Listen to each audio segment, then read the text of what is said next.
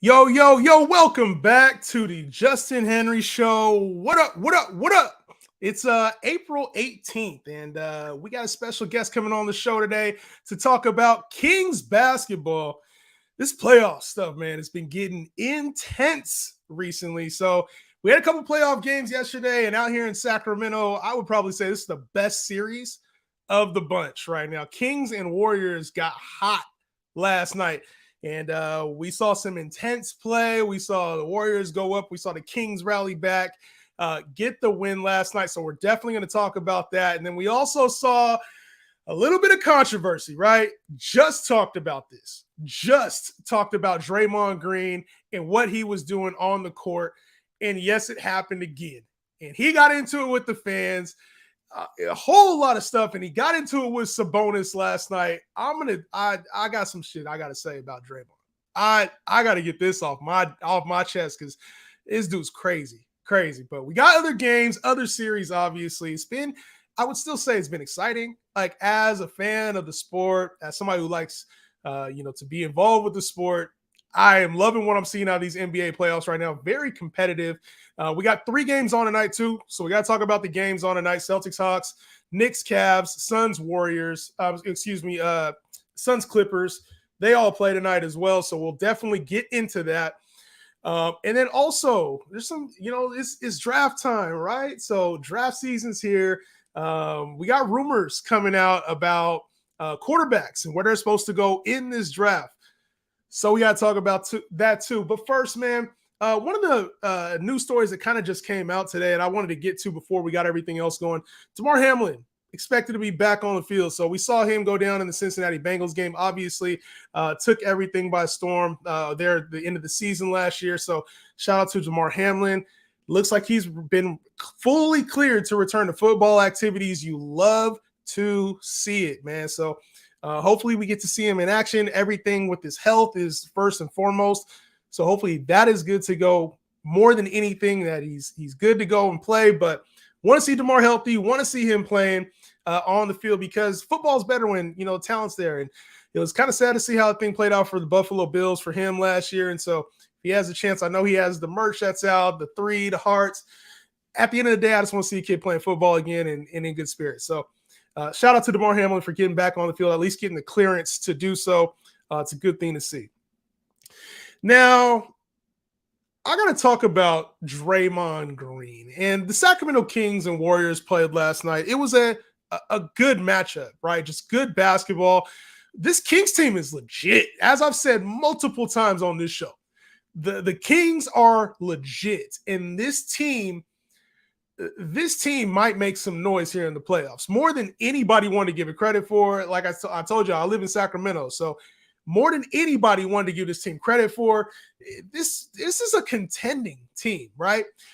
Putting it 2-0 to the Warriors. Now, obviously, the Warriors are not going to go down easy. I kind of got last night. I tweeted something out, and I'm one of the guys like if I tweet something bad, I'm gonna delete it. I'm like, you know what? I shouldn't have said that shit. Let me just delete the shit real quick.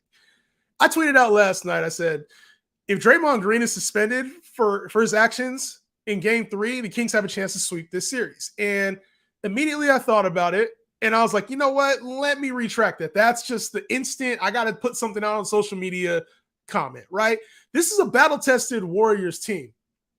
They're battle-tested. So at home, they're amazing. On the road, they've struggled. We know that all season. They struggled on the road, and now they're going home. Even without Draymond Green, I don't expect this team to just fall off the face of the earth.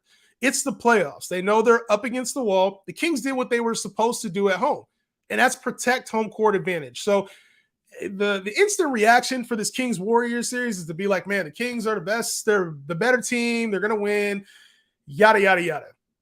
But there was a chance last game with the Warriors in game 2. They had a chance to come back and win that game. And so the teams are very evenly matched. It's a fun series, obviously, on both sides. They know each other very well.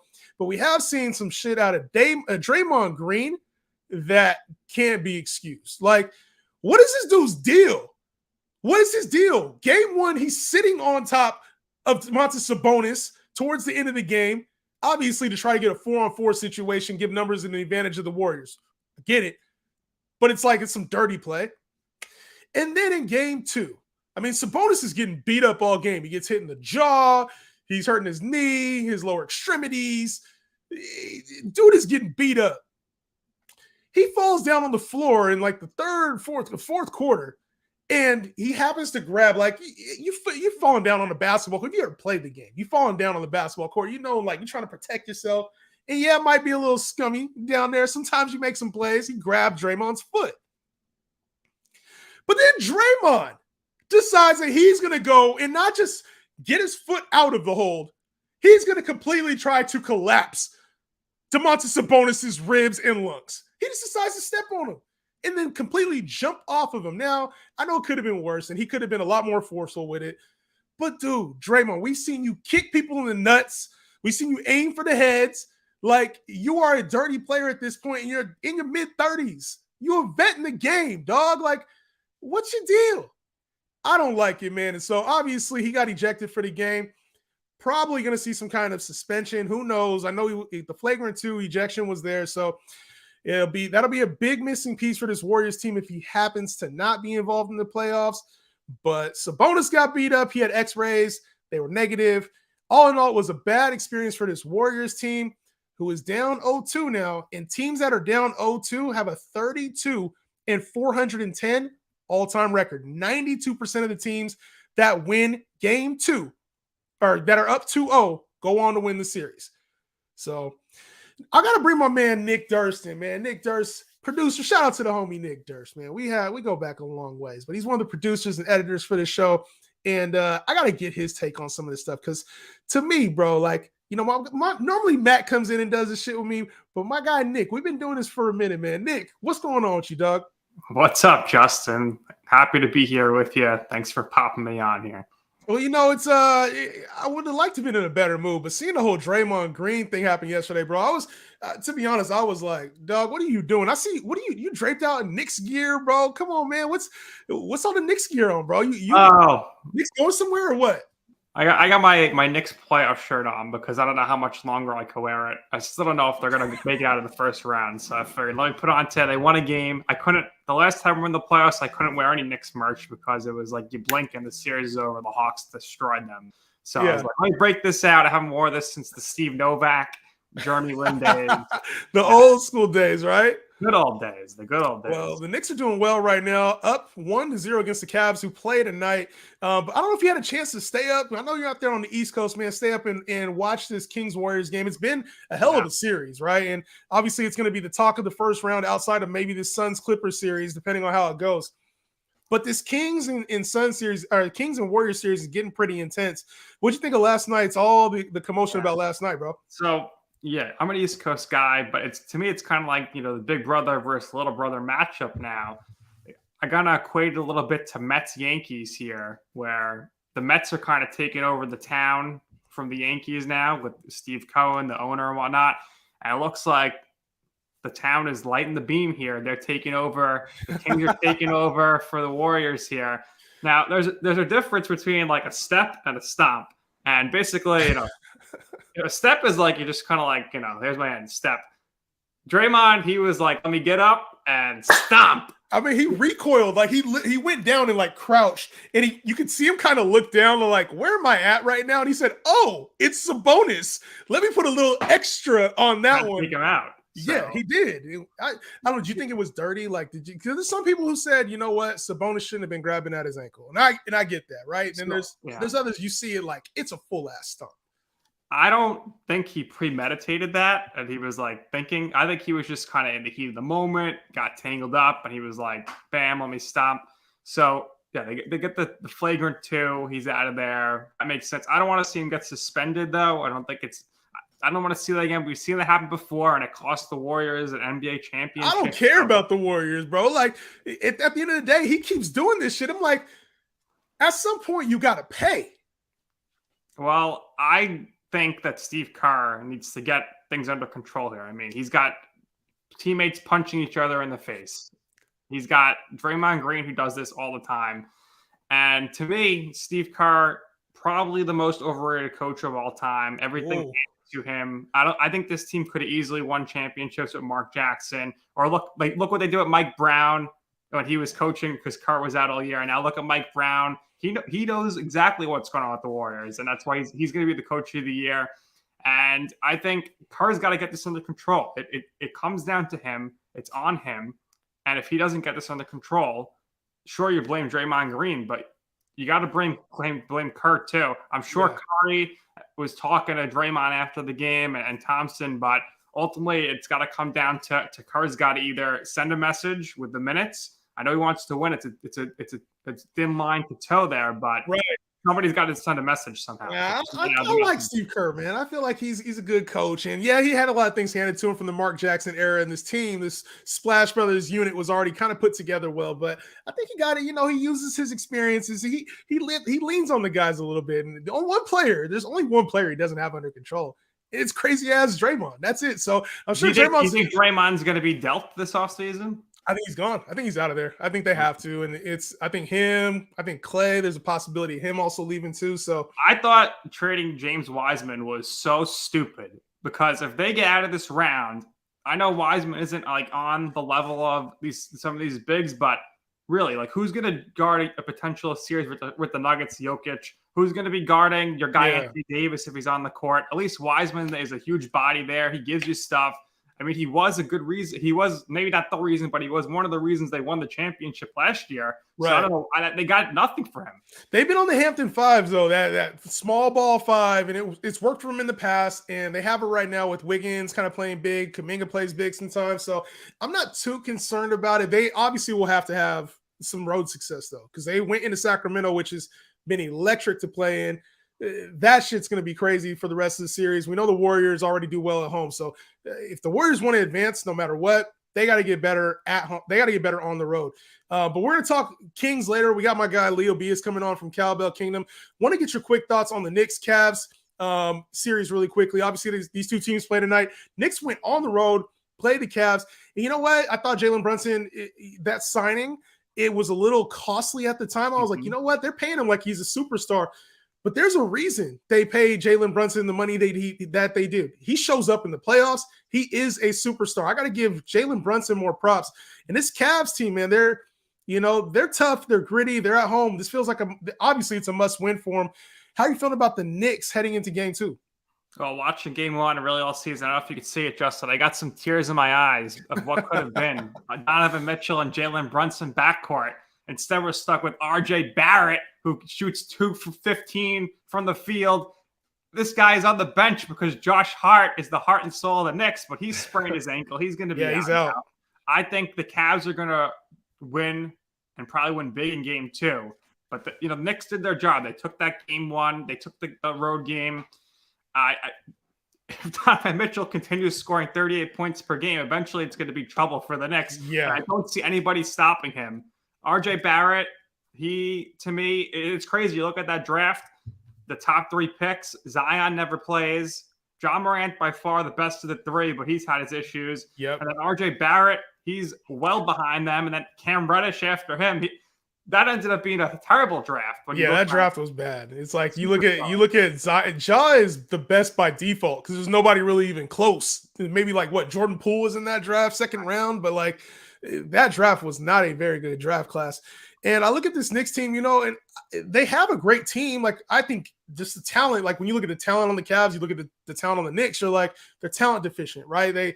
Jalen Brunson, they kind of got a lot of outcasts. Julius Randle is the star who's not the star. Mitchell Robinson's is big, who like only gets rebounds, but he's efficient when he plays. RJ Barrett's not up to par. Like, it's a team of outcasts, but they play well together under Tibbs. And it's like, I kind of like the direction they're going. Like you mentioned, they stole one in Cleveland. That was the main goal. You go get one on the road, you handle home court from there.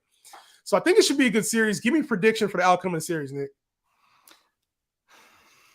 Well, I'm going to stick with my prediction before the series, and I said the Cavs were going to win in 6. So I'll stick with the Cavs in 6. I think they are the better team. Is Mobley going to no-show again? I don't think so. I think the Cavs just have they have better talent. They got the best player in the series. No one's going to doubt that. Right. Donovan Mitchell's the best. Jalen Brunson was tremendous. He closed it out. I think he had 4 of the team's last 5 field goals in that game. Hardenstein had a huge rebound at the end, but Josh Hart being out now, that's going to be the difference maker in Yeah. the series, because he was great. Double, 17 and 10 in the first game, which you wouldn't expect necessarily, but since the Knicks got him, I think they only have like 9 losses. He's been awesome. He has been awesome. He's been a big addition. Sometimes getting that veteran piece will do that for you. So, Nick, let me get through these games, bro. If you want to hang out for a little bit, I'll have you come back on. I got my guy Leo B is coming in here in a minute. So let me get back to these games, and then we might have to chat a little bit more about the NFL here in a bit. All right. Thanks, Justin. Yes, sir. But yeah, my man Nick, bro, we go back. Y'all don't know Nick, man. Me and him go back. He's got You Know I'm Right podcast, one of the hottest podcasts that there is out. Y'all got to check that out, man. Shout out to the homie Nick Durst and Joe Calabrese. I know I pronounced the name. I butchered the name, but those are the homies, man. But going into this, the Sixers game yesterday as well, Sixers Nets was the other game on the slate yesterday, and it looks like this is going to be a massacre. Right? This is going to be a massacre. The Sixers are going to dominate this series. They handled home court, and the Nets had their opportunities within the game, right? They led for a good portion of the game. We saw them doubling Joel Embiid a ton yesterday. It was a good defensive strategy by Jacques Vaughn, but it left the other players wide open. We saw Tyrese Maxey go for 33 points there in the game. So we know what this is. This is a outmatched Brooklyn Nets team, but they were talking with a lot of confidence. Now, I saw the dunk by Mikal Bridges on Joel Embiid. Cam Johnson on Joel Embiid. And Joel Embiid tried to pretend like he didn't see it. He was like, oh, what dunk? What are you talking about? But he got something put on his head. And you see the players do it. He got it put on his head. But this Nets team ain't backing down. It's like they're down 0-2, and they feel outmatched. They're obviously Sixers are a better team. But with the way they're talking, it doesn't seem like they're scared, and it doesn't seem like they're wanting to back down.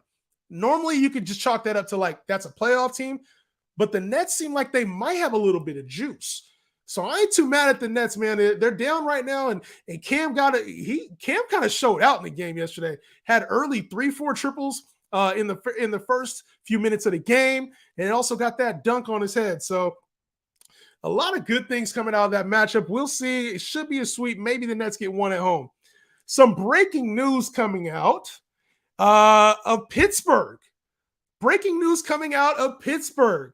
The Pittsburgh Steelers are making an addition based on a physical right now. Allen Robinson, disgraced wide receiver. Allen Robinson, who's been off injured, has had a couple of good seasons, but very high expectations, has not lived up to those expectations at time.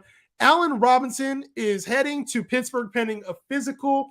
If he passes his physical, expected to go to the Pittsburgh Steelers. Details have not come out about the actual compensation, but Allen Robinson expected to go to Pittsburgh to join the Steelers and join Kenny Pickett, George Pickens, Deontay Johnson, bolster this receiving corps.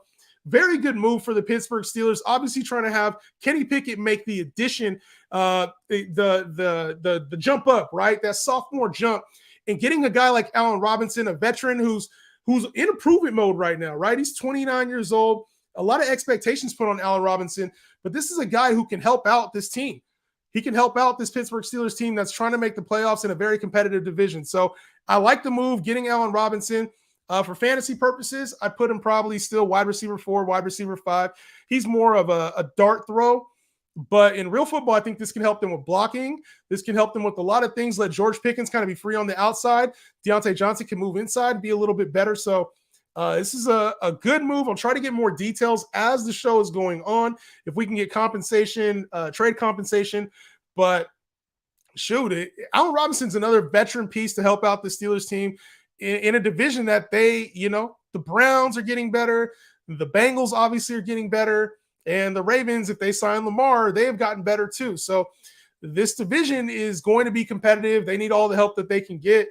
A-Rob going to the Steelers. I wonder if that means to any other trades before the NFL draft. So a little bit of breaking news.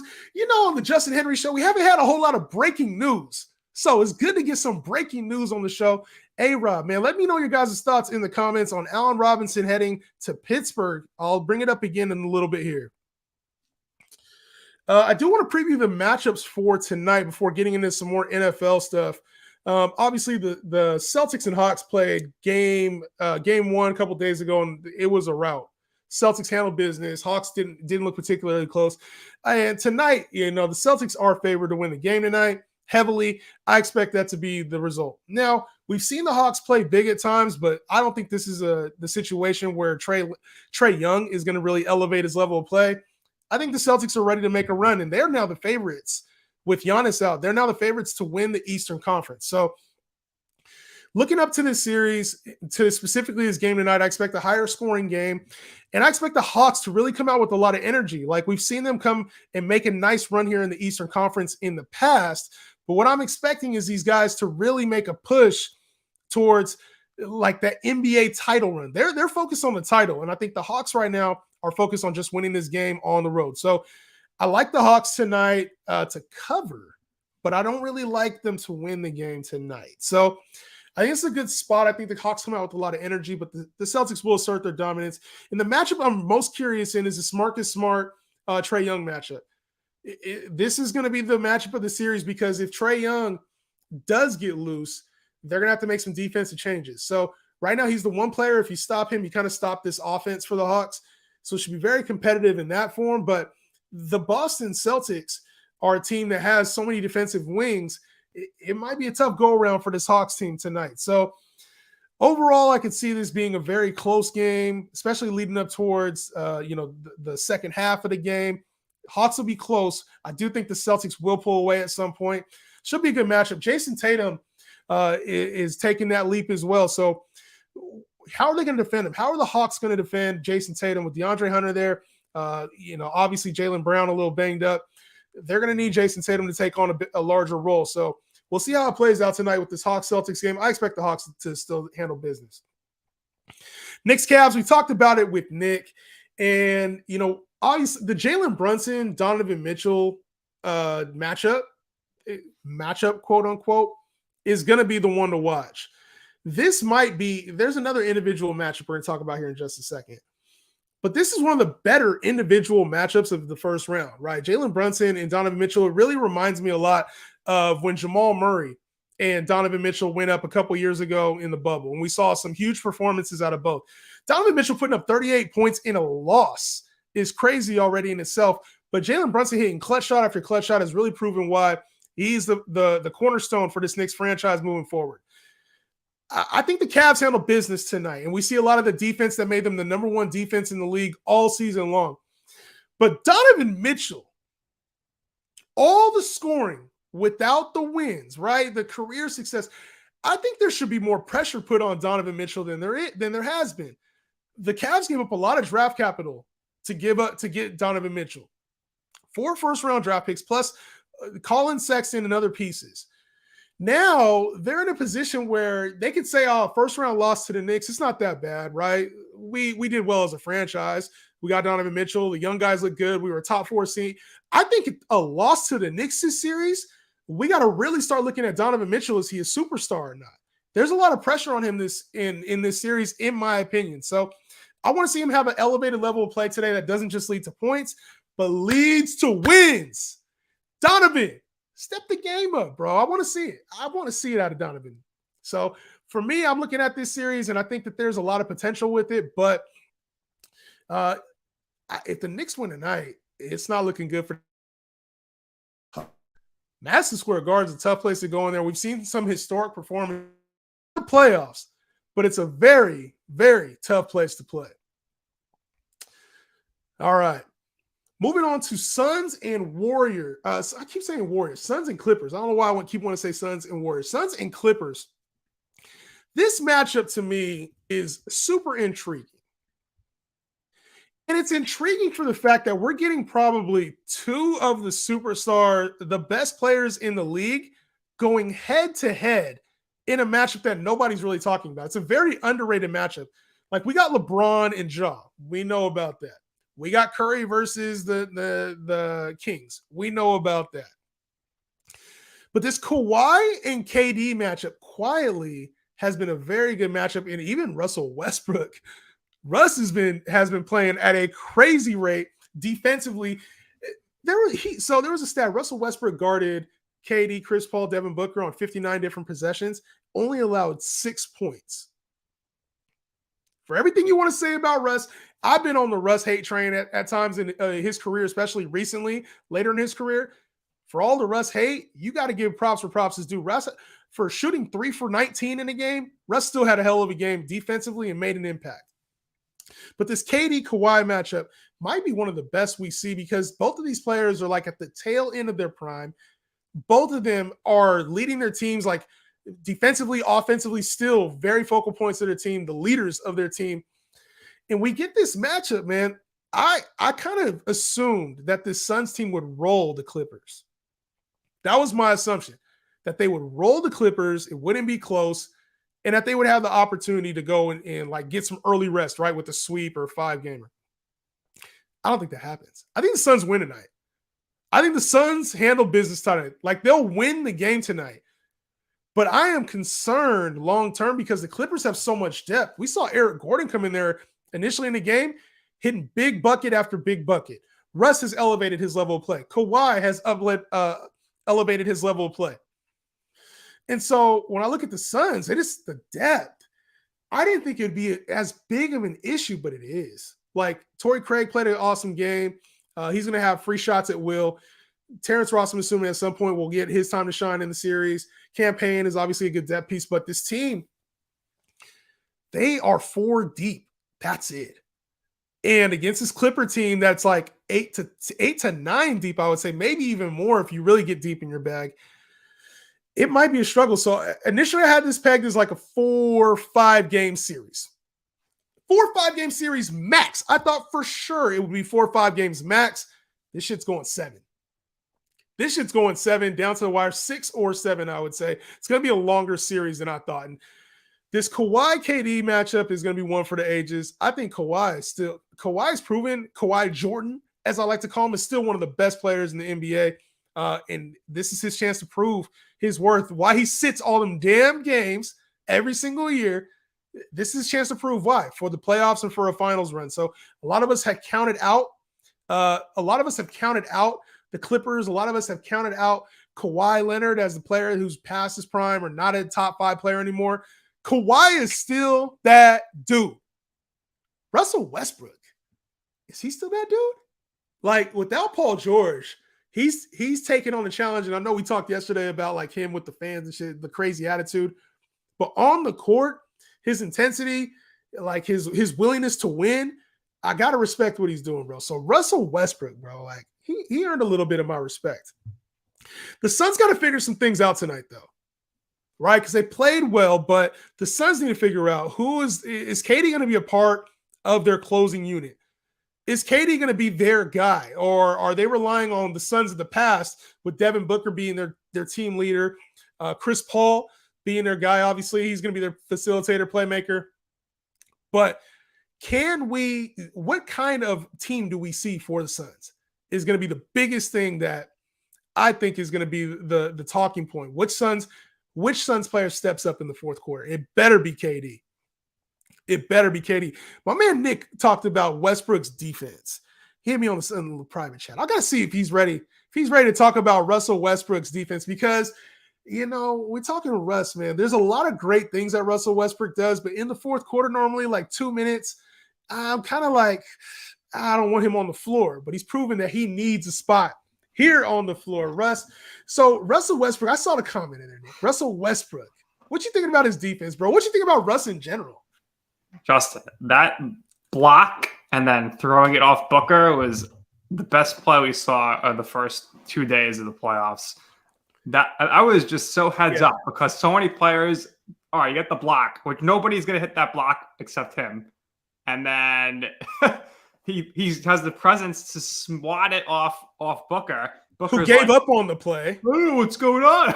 Yeah. And that was kind of like the momentum shifter there. But I mean, I really thought that Westbrook's defense won them the game. He kind of shut down Durant there and then the whole crew. And he was actually not as bad as everyone thought he was with your Lakers. I thought he was having a pretty decent year off the bench. He adjusted to coming off the bench. He has that spark still. Yeah, he can't shoot, but with this Clippers team, he doesn't, you know, it's all about Kawhi Leonard's going to lead the way with the scoring offensively. There's many times with the Lakers where Westbrook's out there, but LeBron was out, Davis was out, so it was kind of like they're focusing on his shooting, but you don't have to focus on his shooting anymore at the Clippers. Yeah, it's like he's playing his game now. Like, this is the Russ, that high up tempo Westbrook. That's what we've been accustomed to seeing his entire career, right? The top 75 player, Russ. I'm the leading rebounder in the league. Like, he came out in the press conference and said, I'm the best rebounding guard in the league. And you know what? He's right. Right. Like, nobody has the intensity that he does when it comes to rebounding. That's why he averaged a triple-double in his career. I kind of like this version of Russ. Like, I really do. Well, I think he's extra motivated because he's going up against Durant here. And that's making him even more like, I'm going to show you guys, like, this guy is nothing. He's coming back to the West to get away from the Nets. By the way, I feel so bad for the Nets and their fans. They're going to get smoked, and they're going to lose by a combined 200 points in a 4-game sweep to the Sixers. Out there where you're at, how do they feel about the Nets? Are they just like, oh, we don't even care about the Nets? So, like, everybody's on Knicks. I think in New York, no one ever cared about the Nets. So, you got Harden, you had Kyrie Irving, you had Durant, and the lead story on ESPN would maybe be about the Nets. And then on New York sports, maybe it's like in the D block, and the Nets here took at the house. No one cared. It's a Knicks town. The Nets, they should have never left New Jersey because now they struggle to get fans. If you wanted to go buy a ticket, Justin, to Game 3 of the Nets Sixers series right now on StubHub, you can get in there, $70. Perfect. You want to go see the Knicks and you want to see the Knicks Cavs, you're paying right now, the cheapest ticket is $475. God. So $400 difference between the two teams. Because the thing is that there's no hope for the Nets. I feel bad. But they got some they actually did pretty well in the trade, I thought. They got some good talent. Bridges looks good. So there's really nothing for them to build around there, but they're coming into tank mode next. That atmosphere's got to be crazy out there for the Knicks. Like, because the Knicks, when they're good, like, that's a passionate fan base. Yeah. And I think they've been bad for so long to go in there. I know they had a playoff run a couple years ago, but I think this team, they're a good team. It's just, Jalen Brunson's brought a little bit of energy to the city and to that city, and I know that the team loves him. The city probably loves Jalen Brunson, but I'm looking at it as like, can they really, if they go anywhere, can they beat Milwaukee in the next round? Can they beat even the Heat in the next round if the Heat somehow upset? I think they can beat the Heat, but it's all going to depend on Giannis's back. If it's good or not. It must have been bad enough for him to come out of the game. Yeah. But, we'll see what happens there. I think they could beat the Celtics because they handled them pretty easily during the regular season. But I don't think they're going to beat the Bucks. I think the Bucks, as long as Giannis is good, I think the Bucks should roll right into the NBA Finals. But that's to be seen. It's all injuries come in here. Tyler Hero's out for the Heat now, he's right? Out, yeah, he's out for the whole series. It's the Bucks Heat series. I'm not sure how that's going to play out, man. I had my thoughts early. I thought the Bucks would kind of roll, but this Heat team, they are a better team than everybody wants to give them credit for. Better than I want to give them credit for, right? They always find a way to be in there. They always find a way to win in the playoffs. So we can't write off that Heat. They're always able to pick up the Kevin Loves of the world after the trade deadline. Dude, and why did he look? Kevin Love looked good. I don't know why the Cavs got rid of him. He looks like he's ready for a movie though, with like the salt and pepper hair. He looks like he's ready to like be cast into the next Twilight movie or some shit. But Kevin Love, bro, he looked good, dropping 18. I think he had 18 points that game, and they needed him in every form and fashion that way. So I like K Love and what he was able to do and bring to the table.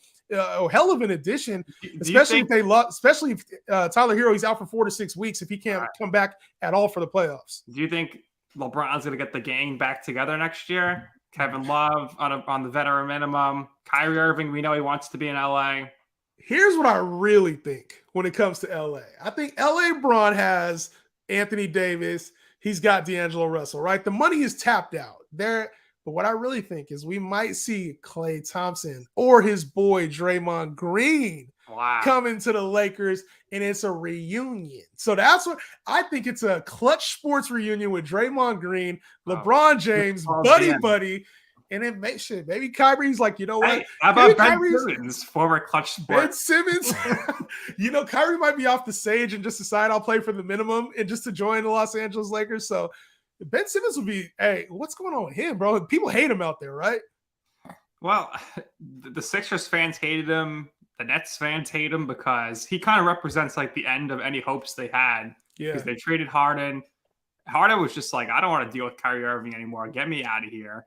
And now we're hearing maybe if Harden doesn't get things long term here with the Sixers, I heard maybe he wants to go back to Houston. Houston's been totally dead since he left, so maybe we'll see what happens there. But yeah, Ben Simmons has just kind of been like the face of failure.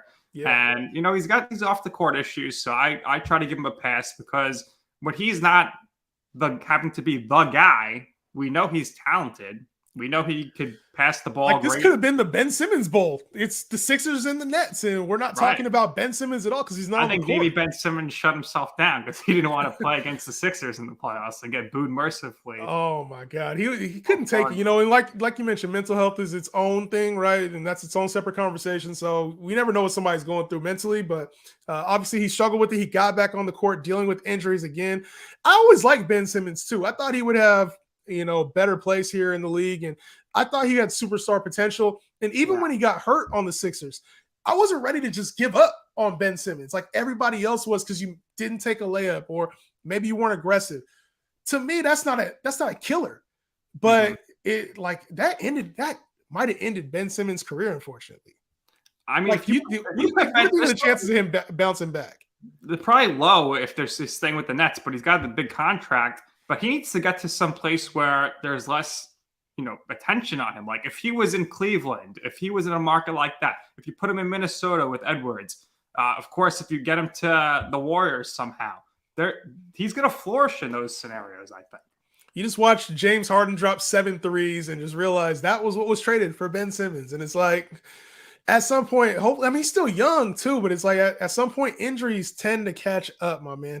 What'd you think about the Allen Robinson trade? Allen Robinson, breaking news, Allen Robinson has been traded unofficially, pending a physical, obviously, to the Pittsburgh Steelers, giving them another big body receiver there with Deontay Johnson and obviously with George Pickens as well. Kind of replacing that Chase Claypool spot. You think Allen Robinson can make a dent for the Steelers, or are you not excited about it, bro? Because I'm kind of excited about it. I think it was a good move.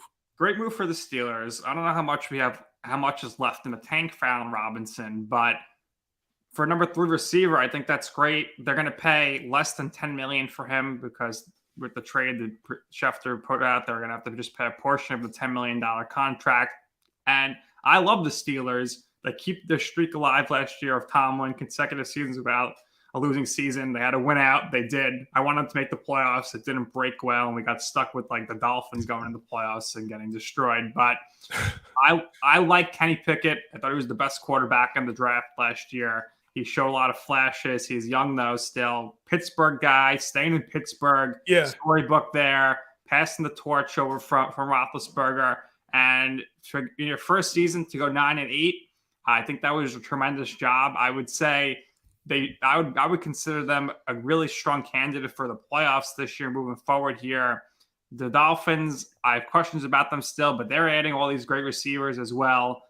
They just picked up some more receivers recently, so they're stacked there. With Tyreek Hill was great, of course, but I can't really trust Tua to stay on the field. So who knows? But they got Mike Effin White as the backup now. So Mike Effin White. I want to see Mike Effin White have to play against the Jets. A New York hero and Mike White, man. Coming up, man, we got some stuff. We're going to talk a little bit of NFL here in the next 10 minutes, but I got my guy Leo coming on in 10 minutes. He confirmed with me just right now. He's going to be on the show. 2 quarterbacks were expected to go this entire time. 2, 3, 4 quarterbacks were expected to go here in the top 4. A lot of teams were talking about trading up to Arizona. It was widely expected that it was going to be C.J. Stroud, then Bryce Young going 1 and 2 initially. Now that has changed. Bryce Young is the favorite to be the number 1 pick and going to the Carolina Panthers. Across all sources, that seems to be the pick now. And Houston, I can't tell if this is a smokescreen or not, but there is some speculation that Houston will not be going C.J. Stroud at the number 2 spot. There's some speculation that the Cardinals will not be trading the number 3 pick and will address other needs besides quarterback And at the Indianapolis Colts, sitting at the number 4 spot here in the NFL draft, have their quarterback of choice out of CJ Stroud, Anthony Richardson, Will Levis, Hendon Hooker. I think this is all bullshit. I think it's all a smoke screen. And I think somebody's going to trade up with either Houston. They're trying to increase the draft capital that they're going to get or increase their position. I think the Cardinals for sure are trading out a number. They need so much more than just one player. Like, they got to trade back and get a player. They got to get picks. There's no way in hell that both of those teams just stand pat and take non-quarterbacks. I can't process this because I know the most athletic quarterback of all time is in this draft, Anthony Richardson. CJ Stroud, a very polished quarterback who was widely expected to go number 1, is now not on the board in the top first 4 picks. And everybody named Mama knows the Indianapolis Colts need a quarterback. Somebody's trading up to go over the Colts. Well, the Colts here, I don't really know why they didn't explore this option, but to me, what they should have done is they should have called up the Ravens and said, we'll take Lamar Jackson. We're going to pay him. Here's the pick in the draft, or two first-round picks. And the Ravens could go ahead and get their new franchise quarterback. Because I think you put Lamar Jackson on the Colts, they're ready to roll in that really weak division right there. And are any of these guys going to be better than Lamar Jackson? I don't think so. I don't see Bryce Young's too small. CJ Stroud he's not there yet, obviously. But A-Rich has like the most potential to be, but it's like, what do you get out of him? You get Lamar Jackson, you get Cam Newton, like same shit. So I know like Lamar Jackson, there's concerns because he's never healthy anymore. It's sad, but I mean that's kind of the way it is. But you look at what happened yesterday with Jalen Hurts getting that Deshaun Watson money, getting this massive deal. That's off one season. Yeah. Lamar Jackson's done it every season. And now there's concerns about Lamar. Everybody's like, oh, he got hurt and he fell off. Lamar is taking this now. He's going to go the Kirk Cousins route where he's going to leave and sign wherever he wants. Franchise me 3-4 years. I'm going. I don't think they're going to pay him now. Now they're going to pay Jamar with Jalen Hurts getting the bag, 255 and 180 guaranteed. Oh, Lamar is getting the bag. He set the precedent. Like, I think the Eagles were like, hey, if Lamar gets paid first, we're going to have to pay Jalen more. So let's just pay Jalen. Now the onus is on the Ravens to go pay 275 with 200 million guaranteed to Lamar Jackson. I think there ain't no way, bro. No way Lamar does it. Lamar, he wanted like 250 guaranteed. So they said they offered him 200. And I'm like, Lamar, you just saw Jalen Hurts get 180. Like, what's 200 versus 220, bro? Like, you getting 200 mil guaranteed. So I'm looking at it as like, all right, if you're Lamar, what are you turning down? Are you turning down 200, 275? Or are you just saying I need the guarantee? So we got to figure that part out, bro. Yeah, but I'm really excited to see Lamar with Odell Beckham Jr. It's the best wide receiver he's played with since Steve Smith Sr. for a brief period there. And I think Odell's going to be, coming out strong. He's going to be loving that spotlight back in the wide receiver 1 spot. And you look at the North there. Yeah. The Browns, they go all out to get Watson, but I think they're clearly the 4th team in that division for next season. They probably are. I think the Browns are going to be better than advertised, though. Like, I can see the Bengals taking a step back, or like that division just getting kind of murky. But a better division, right, with the Chiefs. You mentioned Lamar Jackson. The best receiver he ever had was Odell Beckham. Pat Mahomes is taking his receivers to Texas with him and putting them up for a little receiver quarterback vacation. And out of this has come a receiver that the fantasy community was really excited about last year. He has a dope-ass name. His name's Justin Ross. He's getting a lot of hype now. And he missed the entire season last year with injury. Now he has the opportunity to play with Pat Mahomes and be the guy. Is Justin Ross, is he going to be a thing this year? Like Pat Mahomes is talking about. Justin the Boss Ross. I mean, listen, anytime you're looking at a team and you're looking for fantasy-wise and you're trying to like figure out, is this guy going to be a value pick or not? And you see that his teammate's Kadarius Toney, then you should draft him because Kadarius Toney, he's out for 10 games at least next season. So there's more targets for Ross right there. Yeah, I'm not into the hype, bro, because there's always the hype of like Justin Ross and some like random nobody. I'm like, you know what? At the end of the day, there's a reason why they're summer names, right? They're off-season names. There's really only one guy worth drafting on the Chiefs other than Patrick Mahomes, and it's Travis Kelce. Yeah, exactly. Well, Kadarius Toney this year might be a dog. I ain't gonna lie. I'm kind of excited about Kadarius Toney this year. I think he's gonna get hurt. He always gets hurt.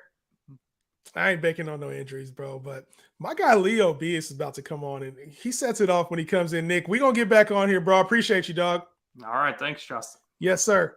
So obviously we were talking Warriors Kings earlier, and I'm living here in the Sacramento area, so I've talked with a few heads around here, but none that know the game like my guy Leo, right? We talked Kings and Warriors in the past, and at the end of the day, he's a diehard Kings fan, but I gotta talk a little shit to him because this Warriors team, bro.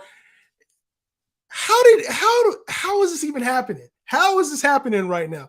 The Kings are beating the Warriors. We were literally talking about this last time me and him were on the air. We were having this conversation about like Draymond and the Warriors. So I got to talk to my guy, Leo Beers, man. Shout out to the Alabama Kingdom, man. I appreciate you tapping in with me, man. Welcome. What's up, brother? I love what you said there.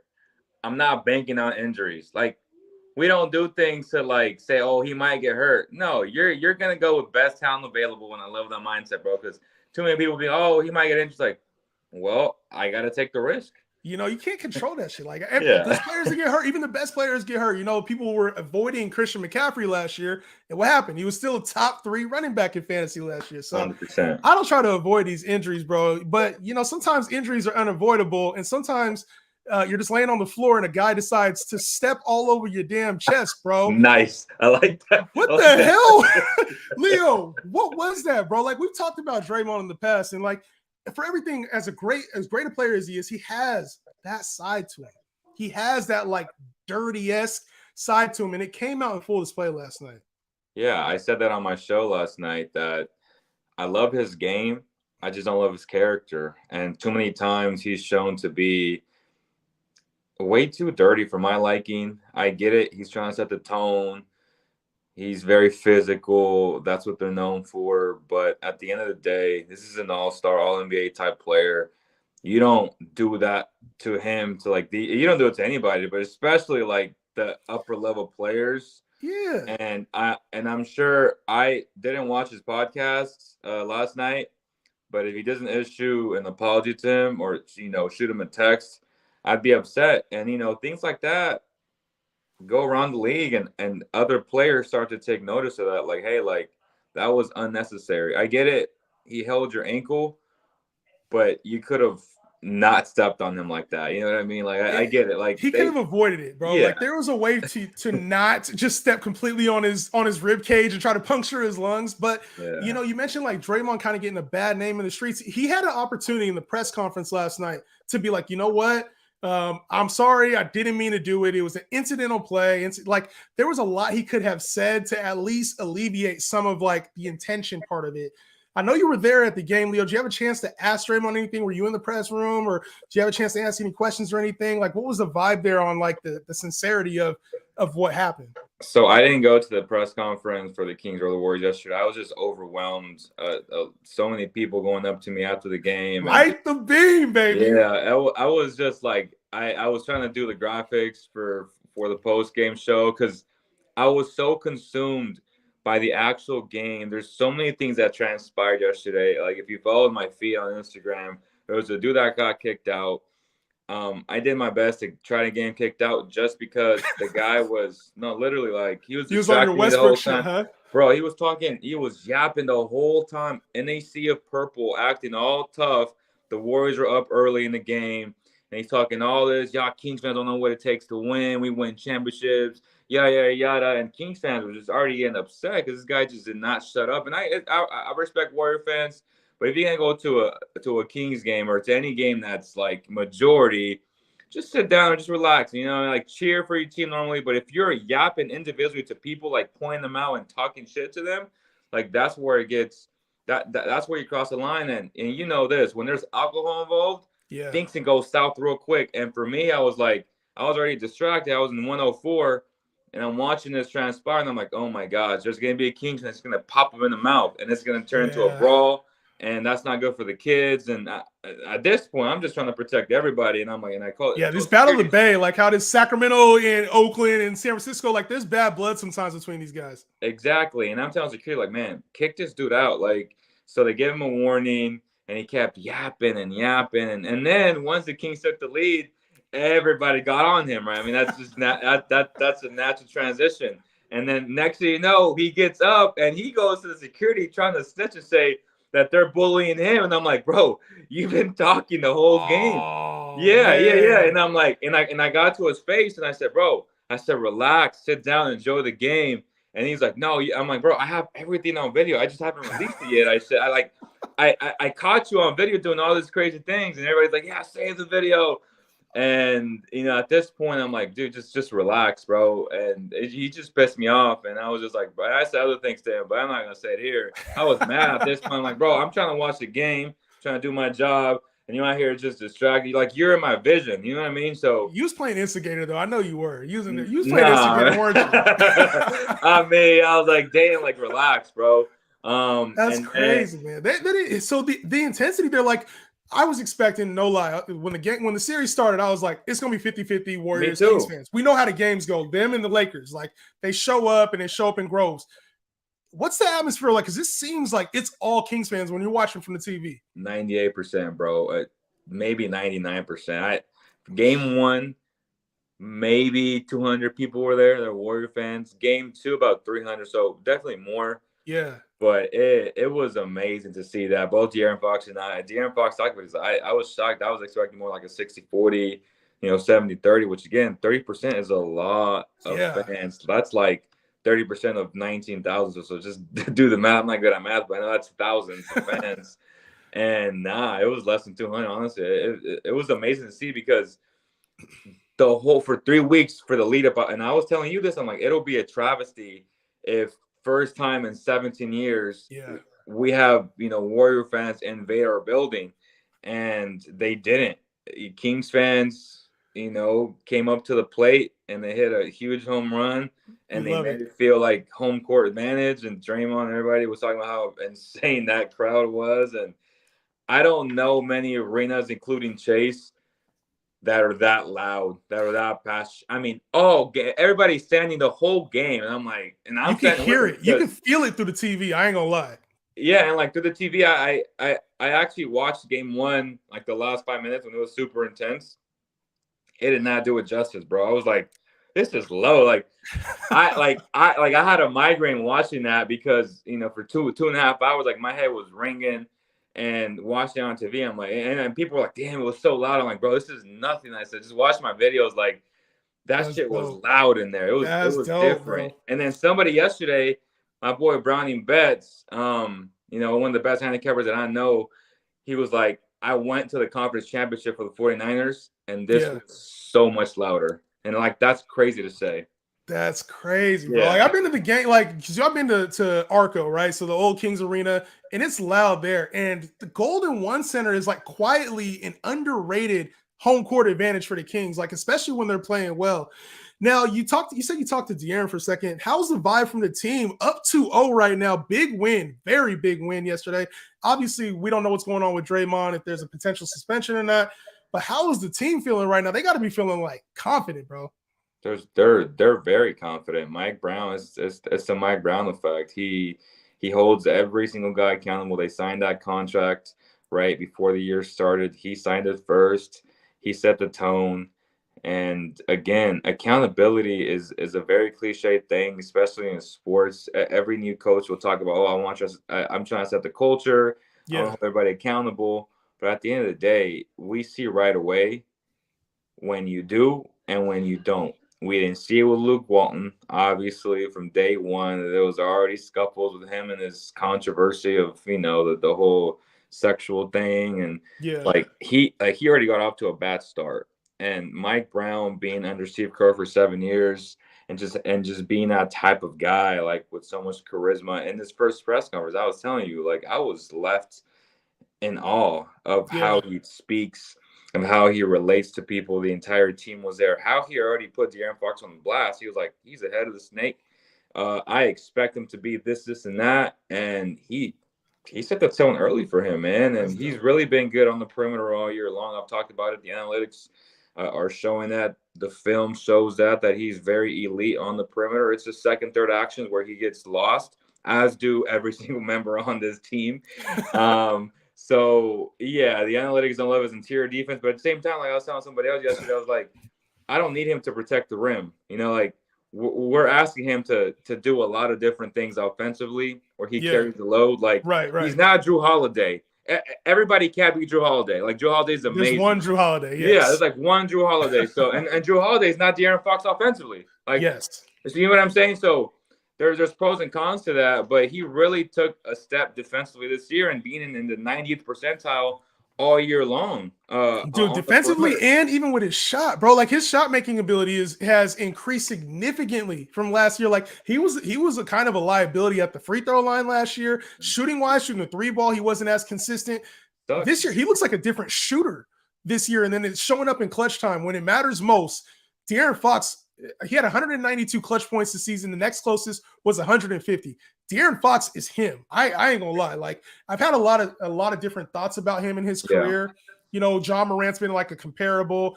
Did he take the game seriously enough? Can he make those improvements? Is he tapped out?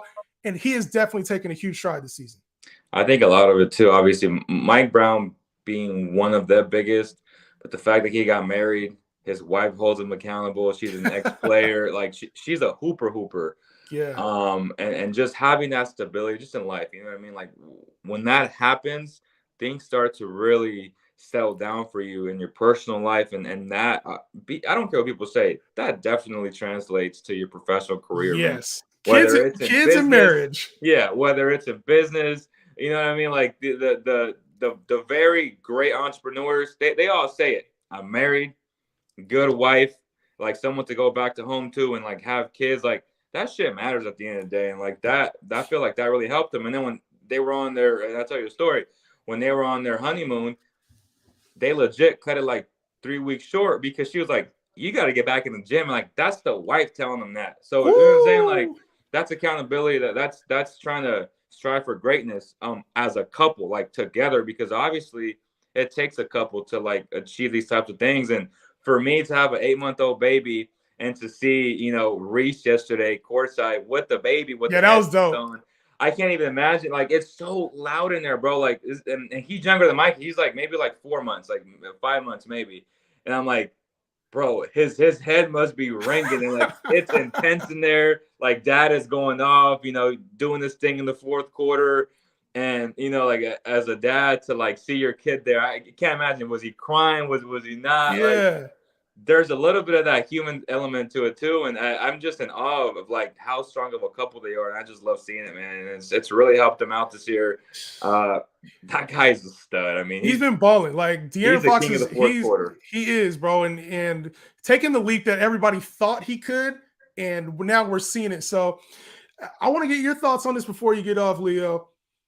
Kings, Warriors. I need a prediction because we've seen the first 2 games at home. Kings did what they're supposed to do at home. A lot of people thought the Warriors would go take game 1. A lot of people thought the Warriors would go take game 2. They handle home court. Now they go to the Chase Center, which is 90 minutes away from where the Kings stay. Who wins game 3, and how do you think the rest of the series plays out? I think there'll be 30%, 25% Kings fans, which is crazy to say, but they're going to invade them for the first time in 17 years, bro. I really believe it because the ticket prices were lower at Chase Center than at Golden One Center. And there's a lot of Kings fans that told me I'm going to Chase Center, and I can't imagine it's going to feel different for the Warriors because they're very used to having people, you know, all the time with them. So that's going to take some type of an effect. Second thing is if Draymond gets suspended, the Kings are win. The Kings are going to win one of these games. Yeah. And, you know, Kenny talked about last night on TNT, like it could be a gentleman's sweep if they don't protect the pick and roll with Fox. Like it's not that they're letting Fox get to a spot. It's not Fox is getting to a spot because he wants, because he's just that good. You know what I mean? Like sometimes I was telling G-Man yesterday, courtside, I was like, we can talk about their defense all we want. Both teams, they're not very good. Like, no, both of these teams, they're just an oil machine of how to run an offense properly. The movement is insane. Like the Warriors are looking at themselves in the mirror. Yep, Like the the Kings younger are version, that the new good. version. Like the Kings are that good. I thought, honestly, coming into this series, I thought it was going to be a long series. I gave the Kings props. Like, they're not the pretenders we all thought they were. At least I thought they were in the media. A lot of us thought they were pretenders early in the season. Second half, they proved they're contenders. I had it going 7, and the difference I thought was going to be Wiggins and Gary Payton coming back. I thought those two defensively, when you got to get stops in the playoffs, I thought those would be the two difference makers. And so far, we've actually seen it work where Davion Mitchell has been that guy who's been able to get stops on Steph Curry. His role in this series, like it's going to go kind of unnoticed, but he's elevated his level of play. I think just in general, this Kings team has a lot of underrated players who are showcasing their talents. Sabonis hasn't really stepped up to the plate yet, but a lot of these other guys are kind of lifting the team. I want to see how it translates when they go to the Bay, man. I'm not sure how it translates. That's what I said last night. I said, Trey Lyles, Davion Mitchell, role players tend to play well at home. Now let's see if they can do it on the road. And to me, Malik Monk is more than a role player now just because he's that impactful for this team. And if he plays well, I think the Kings can beat anybody. I mean, that guy is electric. But again, he was very inconsistent all year long. Like, he was great and inconsistent. Like, there was no in between.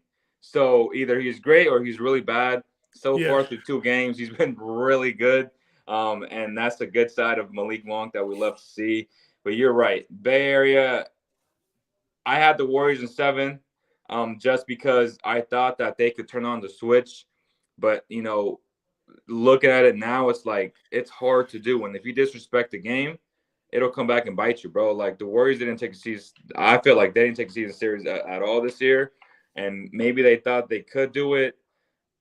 I'm just saying, like, well, Dre was running his mouth before this series, bro. He was like, if I want to see a team, I want to see Sacramento. He got his wish, and I don't think this is turning out how we thought it would, bro, because this Kings team is ready. They're not going. They're a threat on the road. Like, they're the best road team in the West. I don't, and like you said, that light the beam chance is going to be there. If they slip up at all, we're going to hear that in the Chase Center. That might be one of the wildest things that happens this entire playoffs, bro. Facts, and I can't wait to see it. But yes, I'm going to change my prediction. I have the Warriors in 7. I'm going to say Kings in 6. I think the Kings split, and then maybe in 5. But I don't see the Warriors beating them 4 times now, being down 2-0. Like I really don't.